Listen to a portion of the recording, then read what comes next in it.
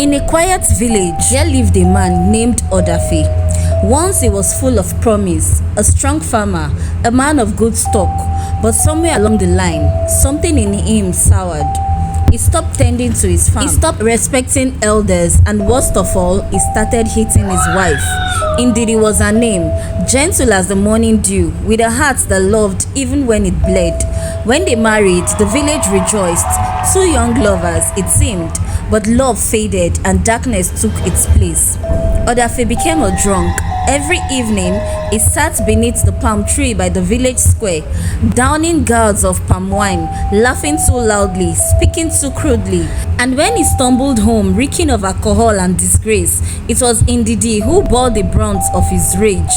She would kneel at the door, pleading, "My husband, the children are watching, please." But Odafe would strike her, his voice booming through the compound like thunder.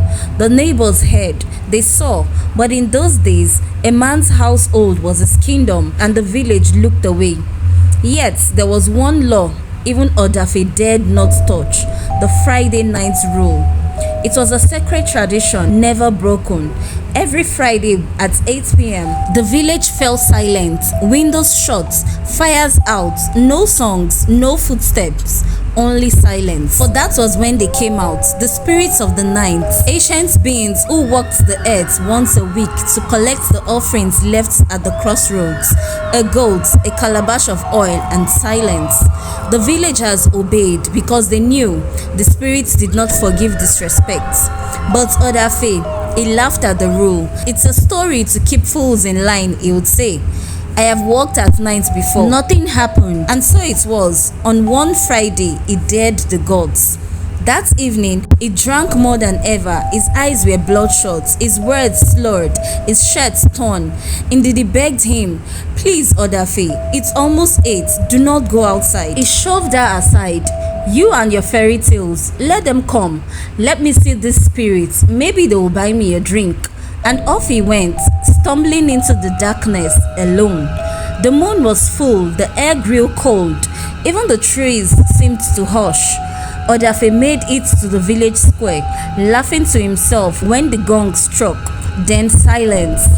He stood there wobbling, and then he saw them, figures, tall, silent, cloaked in mist and smoke. Their eyes were fire, their breath smelled of old blood and forgotten things. They surrounded him. Any other man would have screamed, falling to his knees and begged, but not Odafe. He pointed, he laughed. "So it's true. Masquerades with glowing eyes, spirits, you look hungry, want some palm wine?" And then he spat, right at their feet. The spirits didn't move, they didn't speak, but the air shifted. The ground beneath him cracked slightly. The winds picked up, howling through the trees. Odafe, foolish even in fear, stumbled back and ran. He ran all the way home, panting, eyes wild, body soaked in sweat. By the time he reached his compound, he collapsed. Indeed, he came out and dragged him, tears in her eyes. "Are you all right?" But Odafe didn't respond. He just stared into the distance, trembling. That night, the sky broke open. Rain poured like never before, but it wasn't ordinary rain. It came with screams, whispers carried by the wind, sounds of things slithering through mud. The river overflowed, homes were swept away, the shrine walls cracked, children cried, cattle vanished. By morning, the village was in ruins. The elders gathered beneath the great Iroko tree. It didn't take long for them to find the cause: Odafe. They dragged him, not even gently, to the shrine. The priestess was waiting, her eyes cloudy with prophecy.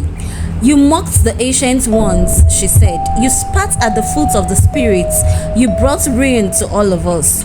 Odafe wept then. He begged, he swore he didn't know, but it was too late. The gods had demanded a sacrifice and Odafe was chosen. That was the last anyone saw of him. Some say they buried him underneath the great tree. Others say the spirits dragged him into the forest, and the screams still echo when the wind blows on Fridays. But one thing is certain: since that day, no one in the village had dared to walk after 8 p.m. on a Friday night. And as for Ndidi, she wept, but she healed. And in time, a smile returned, because the gods may punish, but they also restore.